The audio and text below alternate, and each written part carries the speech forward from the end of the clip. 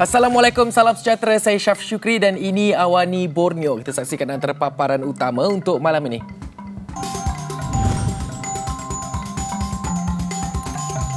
...36 Omikron dikesan di Kuching, Samarahan, Sibu dan Kapit bulan ini. 5 pos kawalan dibina di sempadan Sabah, Indonesia tahun ini.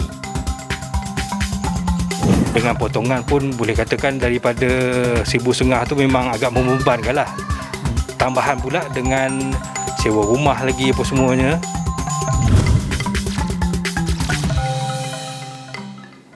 Sarawak merekodkan 44 kes COVID-19 melibatkan varian Omicron, dedah Institut Kemahiran dan Perubatan Komuniti IHCM UNIMAS. Pengarah IHCM UNIMAS, Profesor Dr. David Pereira berkata, hasil penjujukan genom terdapat pertambahan 36 kes pada Januari 2022 berbanding 8 kes dikesan pada Disember tahun lalu.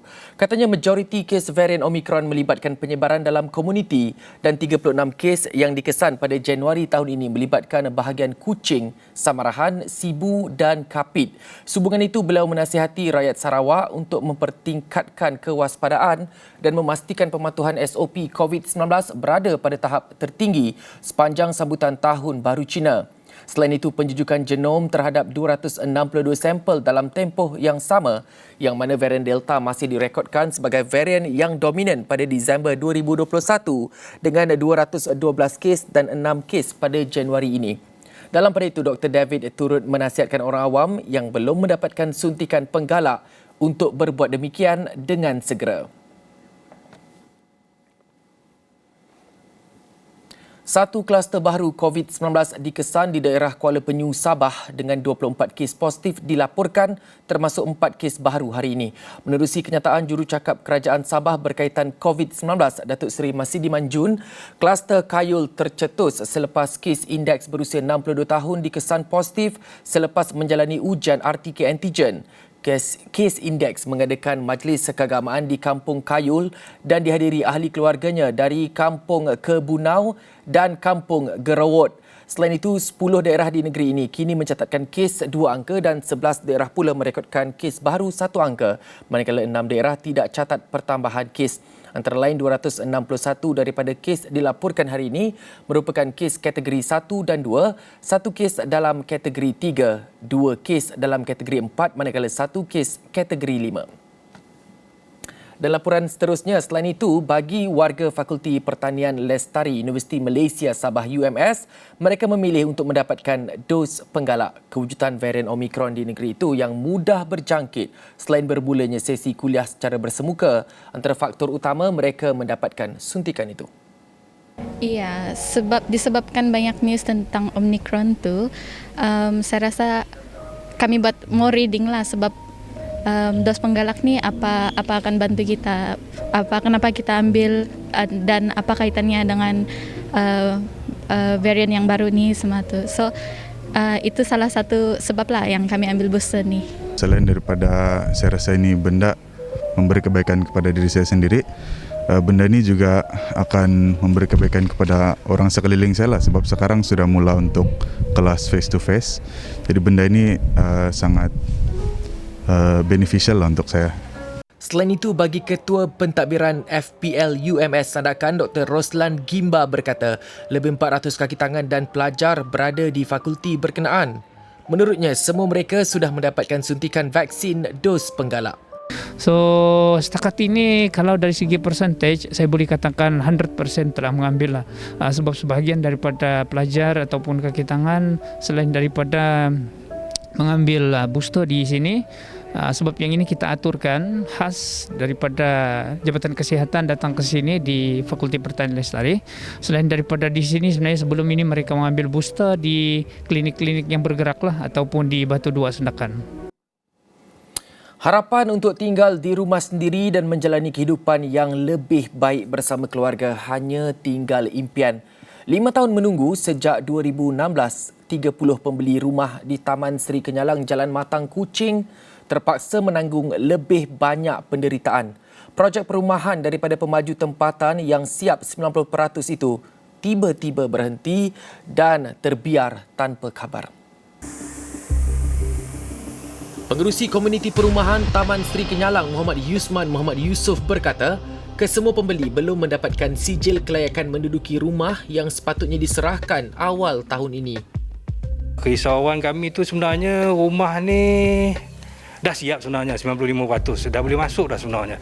Tapi memandangkan OP tidak dapat, keadaan jalan raya yang belum lagi dibuat, api tiada dan juga air. So memungkinkan kami tu nak masuk rumah tu segera tu memang tak dapat lah.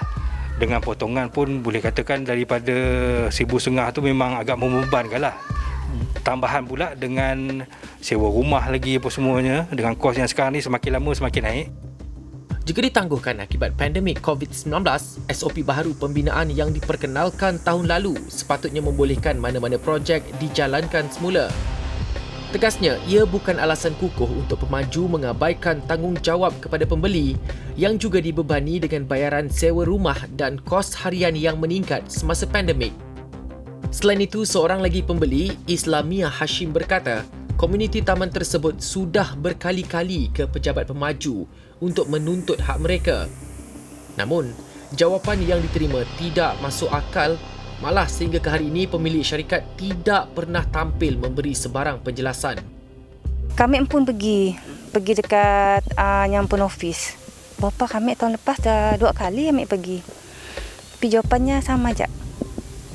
PKP ada madah nyampun partner tidak salah kami masa kami nanya madah ada 3 company yang partner, tapi 2 company setidaknya dah balik KL katanya. Macam setidaknya dah ngambil keuntungan tidak masing-masing lah. Macam ni aja. Macam ni lah. Lepasnya bila datang nak lain lagi uang pekerjanya. Bila datang sekali lain lagi pekerjanya. Tapi jawapan sama-sama lah. Bagi memastikan nasib mereka terbela, beberapa tindakan undang-undang dan laporan polis telah dibuat penduduk taman berkenaan. Ia termasuk tuntutan di Kementerian Perumahan dan Kerajaan Tempatan melalui Tribunal Tuntutan Pembeli Rumah sebelum kes tersebut dibawa ke mahkamah. Setiap bulan dah bayar. Bayar dengan bank. 1,000 lebih bayar dengan dia. Sejak bila bayar? 2016. Sejak tahun 2016? Ya. After kami orang start SMP terus bayar.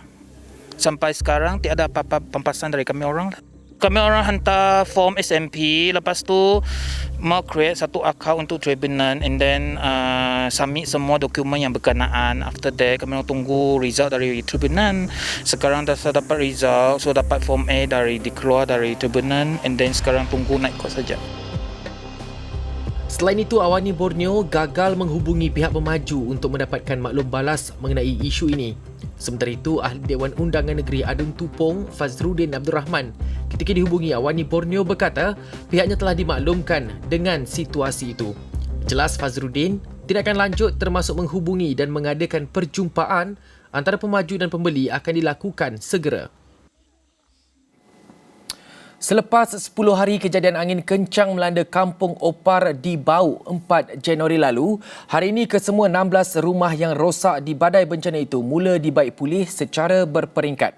Bantuan daripada kerajaan pusat, negeri dan pusat hikmat disalurkan dengan cepat membolehkan kerja-kerja baik pulih dilaksanakan sejurus selepas kejadian. Bagi Nojiu Ngenang, bantuan itu meringankan beban. Jika mengharapkan gaji, ia nyata di luar kemampuan. Waktu kejadian pada 4 hari bulan tu, proses untuk memperbaiki rumah memang agak awal lah dia orang itu macam prepare lah. Tapi syukurlah karena sekarang ini kita tengok keadaannya memang hampir siap lah. Boleh dikatakan hampir siap. Jadi syukur juga alhamdulillah kepada Tuhan lah karena kami masih ada berada di sini sekarang. Kalau tidak memang saya rasa kalau macam kehilangan nyawa ataupun cedera, tapi syukurlah karena tidak ada apa-apa lah. Sementara itu, pelajar tahun 6 Benevolence Big Day berkata semasa kejadian, bumbung biliknya di tingkat atas diterbangkan angin. Sebahagian barang sekolahnya tidak berjaya diselamatkan. Malah ketika ini, dia terpaksa menumpang belajar di rumah jirannya selepas waktu sekolah. Masih relax kat rumah, tapi tiba-tiba ada angin tu datang. Lepas tu semua semua rosak. Maksudnya tak ada yang sempat selamat lagi. Tapi termasuk tilam lah. Tilam semua dah tak boleh pakai lagi. Bagi ahli Dewan Undangan Negeri atau ADUN OPAR, Billy Sujang, keseluruhan bantuan keuangan berjumlah RM500,000 telah diserahkan kepada bangsa. Antaranya, peruntukan daripada projek penambahbaikan Rumah Miskin Sarawak (PPRMS), bantuan wang ihsan Nadma dan Jawatan Kuasa Pengurusan Bencana Negeri atau JPBN. Sebanyak RM180,450 untuk bantuan daripada SDMC dan RM16,000 lagi daripada Nadma sebagai bantuan wang ihsan. Jadi untuk bantuan daripada Pusat Khidmat N1 APAR, kita telah menggunakan peruntukan di bawah PPMRS, di mana maksimum sebuah rumah adalah sebanyak RM15,000. Jadi untuk keseluruhan yang kita perlukan untuk membiayai kos pembaikan lebih kurang RM300,000, Pusat Khidmat N1 APAR telah memperuntukkan sebanyak RM140,500. Jadi itu dari segi peruntukan di bawah PPMRS.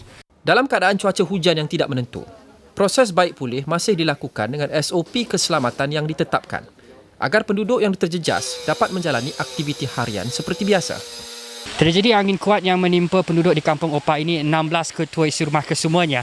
Walaupun rumah mereka rosak, namun mereka ini kampung di Sarawak yang pertama menerima bantuan RM1,000 daripada Nadma semasa musim bencana ini. Dalam masa kita berdepan dengan situasi banjir dan juga pandemik COVID-19, ini antara bantuan yang dihulurkan Kerajaan Persekutuan untuk mengurangkan beban masyarakat dalam tempoh yang sukar ini.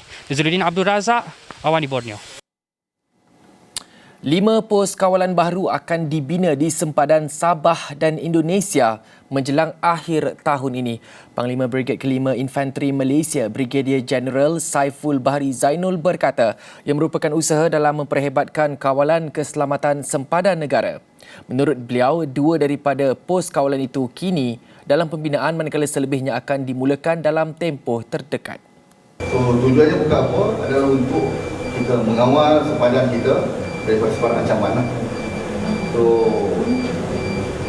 tidak ada isu ataupun tidak ada permasalahan bahawa Sabatan Sabah ini diabaikan, dan kita sentiasa menitik beratkan dan memberi tumpuan khusus untuk keselamatan, terutamanya daripada ancaman-ancaman asing yang sangat bersifat untuk kita atasi. So, insyaAllah kita akan tingkatkan lagi. Kita sekarang dah ada 6, kita akan bina lagi 5. So, sepanjang border tu memang kita 24/7 sepanjang tahun memang ada orang di sana. So, tidak pernah sepanjang kita dibiarkan kosong. Dalam pada itu, ketika diminta untuk mengulas mengenai perjanjian kerjasama trilateral TCA, beliau berkata pihaknya akan terus komited untuk mempertingkatkan kerjasama itu. Kerjasama utuh di antara 3 negara ini akan mampu memperhebatkan lagi saluran maklumat sekaligus mengatasi ancaman anasir-anasir luar. Sebelum COVID dulu memang kita ada Joint Petro dan sebagainya. Bila COVID kita stop. So now since COVID nampak dah penghujung dan sampai fasa endemik, kita sedang merancang untuk menghidupkan semula supaya bila kerjasama ini terjalin, kita akan dapat mengeratkan lagi hubungan di perbatasan di sempadan. Beliau berkata demikian dalam sidang media selepas perbarisan Hari Ulang Tahun Brigade ke-5 Infanteri Malaysia ke-58 tahun di Padang Kawat Batalion ke-3 Regimen Askar Melayu Diraja 3 RAMD pada Sabtu.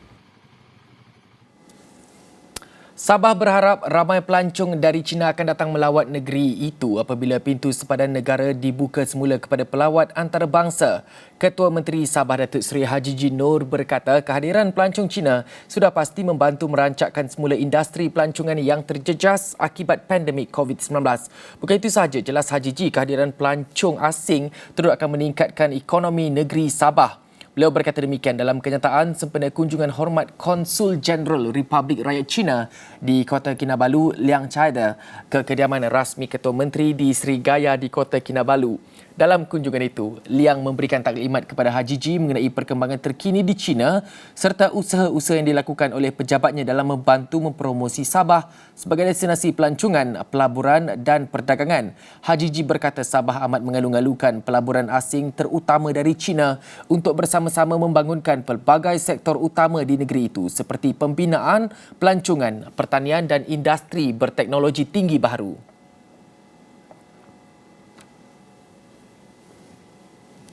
Bila dengan itu, sekian Awani Borneo untuk hari ini. Saya Syaf Syukri. Assalamualaikum dan salam hormat. Kita jumpa lagi.